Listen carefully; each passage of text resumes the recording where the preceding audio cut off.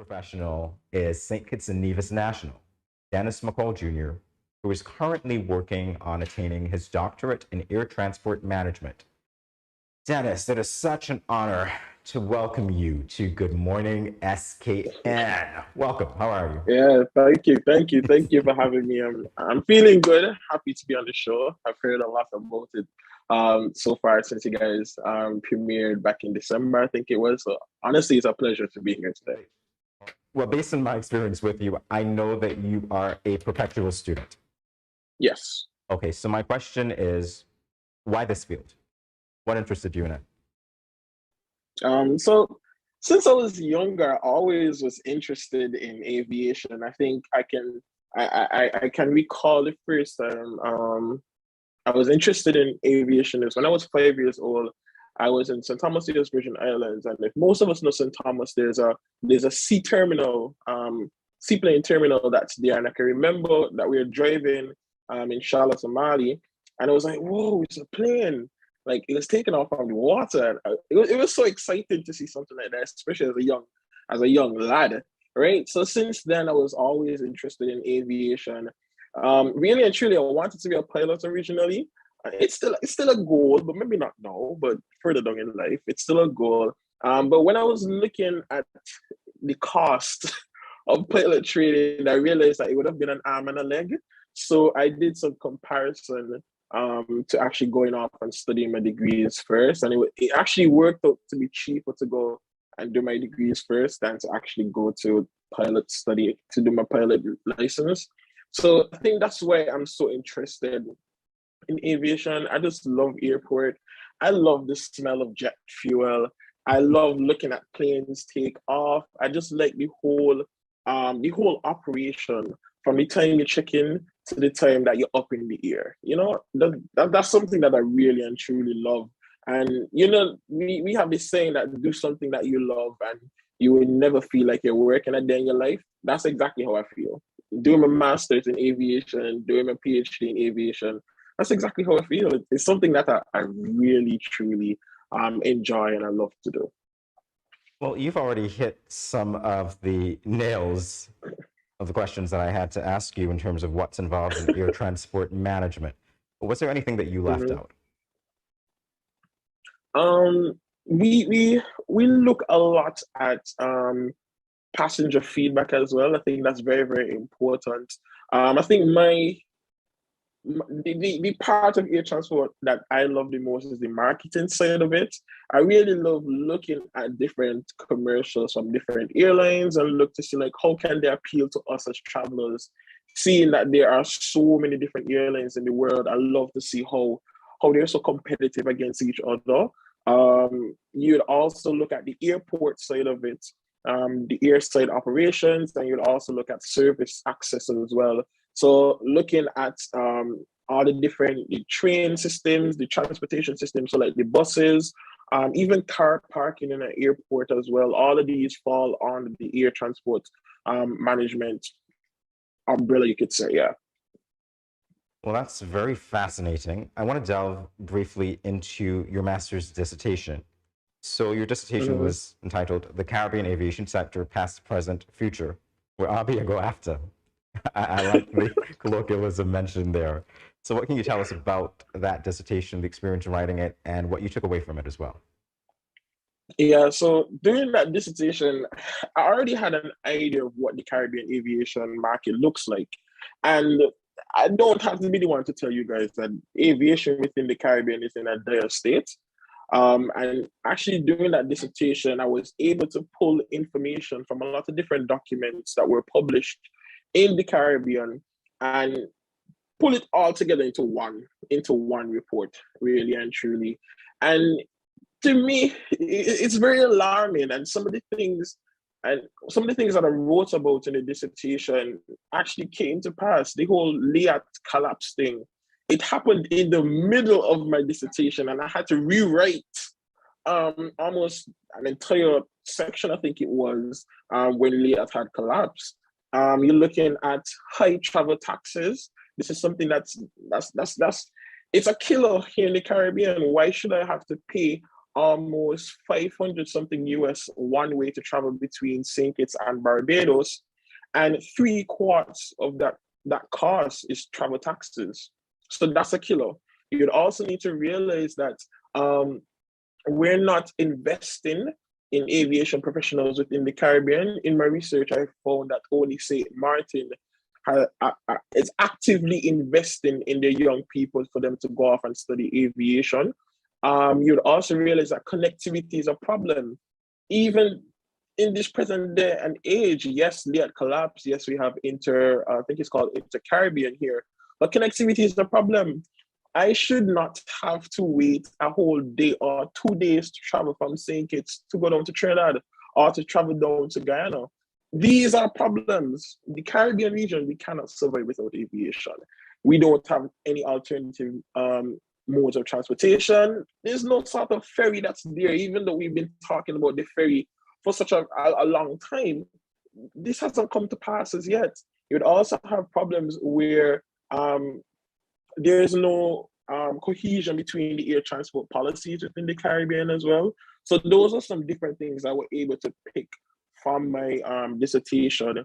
In terms of where do we go next? One thing that I suggested was that we really need an air transport board within the Caribbean that is totally independent and it's outside of CARICOM realm. There is I think it's an aviation safety oversight committee, but that falls under CARICOM. Not every single island within the Caribbean is part of CARICOM. Yes, you would have your different civil aviation authorities, but because the Caribbean relies so heavily on air transport, we need to look at it collectively and not look at it on an individual basis. So whatever St. Kitts and Nevis does for the aviation industry, we should always be linking with Antigua and Barbuda and with St. Martin as well, even with Barbados. So yeah, it really needs a regional approach to it. Yeah. Shameless plug here for WashU, right? Because you are representing the Washington Archibald High School. No matter where you go, no matter what you do, what do we call ourselves here? The shameless. Yeah, we have to big up the Wildcats. We have to big up the Wildcats. You know, every single where that we go, we always show out. And you know, that energy that we have that was built into us when we went to WashU. So I have to give a shout out to the amazing Washington Archibald High School, definitely. Awesome. I know when the current students are going to look at you and see this interview, they're going to say, you know what, I can do even as much as Dennis is doing, or maybe even a fraction. And it's good to see you doing what you do so well. So thank you for representing Washington Archibald High School, St. Kitts, you know, everything St. Kitts and Nevis.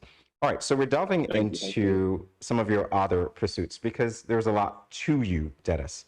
So before you went to study, you were a youth parliamentarian and a youth ambassador. And while abroad, a member of the Royal Aeronautical Society. What is the Royal Aeronautical Society? And as a member, what were your duties? All right, so the Royal Aeronautical Society is just where aviation professionals around the world actually you're able to get membership, where you do a lot of different training. So for me, I'm a student affiliate. So once you're a part of any air transport or any aviation related course, within the United Kingdom, you're able to just apply for it. Being a student part of the society, we don't really have a lot to do per se. That's if we want to volunteer for different positions in the main, in the main region where you're at in the UK. So because I'm in Leicester, I don't really have a position per se because the other branch is in, I think it's in Loughborough, and the other branch is in Birmingham as well. So because it's so far, I wouldn't say it's very far, but because it's a kind of distance away from me, I'm just there as just a student. I just go to their different webinars and try to network with other young aviation professionals. Yeah. Well, something that I didn't mention before is that you're currently enrolled in the De Montfort University in England. So how long have you been there? I lost sight of you or track of you for a while because you have been doing the student thing for a while, from the Caribbean to international places. So let's go again. How long have you been in England? What has that been like adjusting to it? etc.? So I've been in England since 2019. I went straight from doing my bachelor's at UWE in Barbados. Big up to the Blackbirds. Of course. I went straight to England to the Montfort University. So this is my third year actually there because I did my master's there and I went on because of a good opportunity. I went on to do my PhD. So I'm in my second year right now at the Montfort University.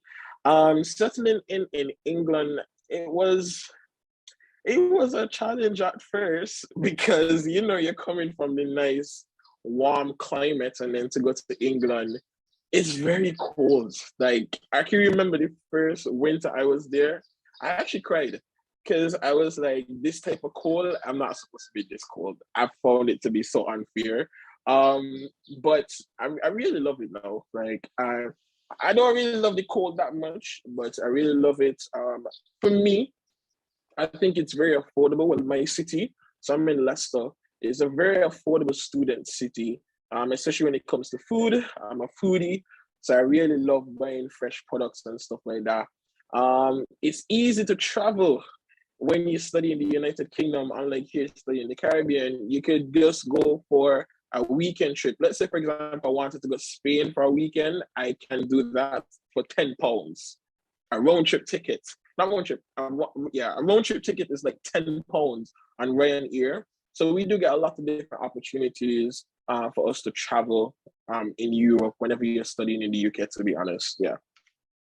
Well, in our final moments, Dennis, because time certainly does fly when you're having fun, they say.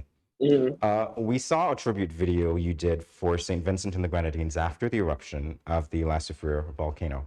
Why did you feel the need to do that? Mhm. I felt hopeless. Like I remember just being at home and I was talking to my friend in St. Vincent at the time, and he was just explaining to me like how he felt.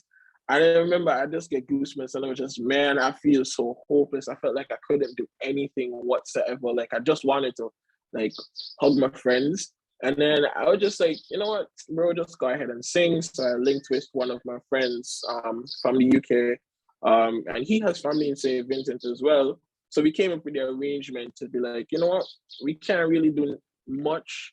So maybe us just singing and you just playing the piano, that could really and truly help some persons.